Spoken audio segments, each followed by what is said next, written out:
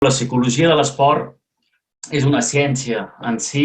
Sabeu que en la psicologia pot haver-hi la psicologia clínica, pot haver-hi la psicologia laboral i una d'elles és la psicologia esportiva.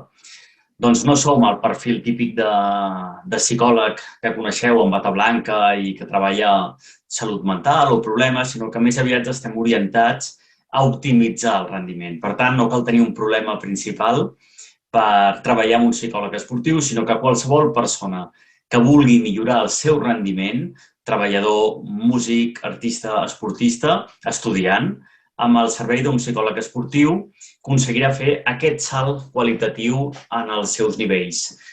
Per ficar-ho en una comparativa, un esportista d'èlit segurament tindrà un nutricionista que li gestiona l'alimentació. Segurament, si veiem aquest esportista d'èlit, veurem que no té una obesitat o un problema de trastorns alimentaris. Ara, que treballi amb un nutricionista és per fer un salt qualitatiu i sap que encara hi ha percentatges, recursos de millora que el poden ajudar quan el tema excel·lència és tan elevat, amb alt nivell, un petit percentatge d'una millora d'un 5% és un salt qualitatiu gegant. Per tant, amb la psicologia podem entrar a millorar coses que un esportista que porta temps practicant potser no s'ha preocupat ni ocupat en desenvolupar. I bé, és un món que està pujant molt i això està molt bé. Cada cop els entrenadors tenen més consciència de que han de delegar a un especialista a que treballi aquesta part mental dels esportistes. Cada cop també els pares i mares són conscients que perquè els fills es desenvolupin correctament al món esportiu és molt bona de la mà d'un psicòleg esportiu. I els clubs també cada cop volen tindre en el seu staff tècnic a un psicòleg perquè la seva escola esportiva doni un millor servei.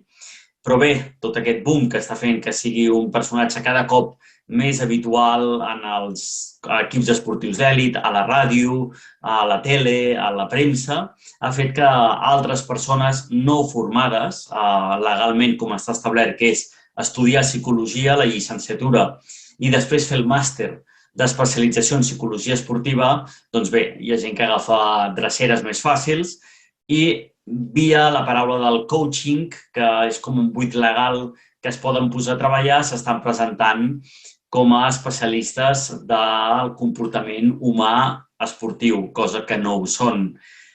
Per tant, pot enganyar, perquè jo no puc entendre que una persona vegi coaching esportiu, psicòleg, psicòleg, això és per si tinc problemes, coaching és més cool. Vinga, va, anem a llançar-nos amb el tema del coaching.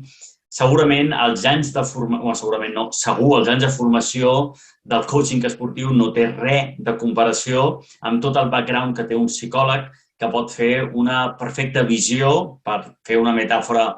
Una cosa és anar a comprar un lloc on només venen taronges i l'altra és que tinguis una fruiteria on t'ofereixen de tot, on et sabran assessorar perfectament de per on s'ha de tractar. Per tant, el coaching és una tècnica de la psicologia. És una tècnica no científica. Vol dir que dintre les tècniques que hi ha en psicologia, el coaching en si no té validesa empírica. No podem demostrar que faci un impacte. Però és molt important entendre això. És una tècnica que hauria d'utilitzar un psicòleg esportiu, un psicòleg si la vol utilitzar. Molts psicòlegs som especialistes en coaching, jo mateix ho soc, en aquesta tècnica, però som psicòlegs que treballem coaching, d'acord? Per tant, si voleu treballar amb un psicòleg esportiu, enteneu que el coaching no ho és. Contracta amb garantia, no et fiquis amb les mans a qualsevol persona, busca algú que s'hagi format, acreditat de forma correcta, col·legi de psicòlegs. En el món de l'esport no es pregunten, no es miren els currículums, hi ha molt males experiències.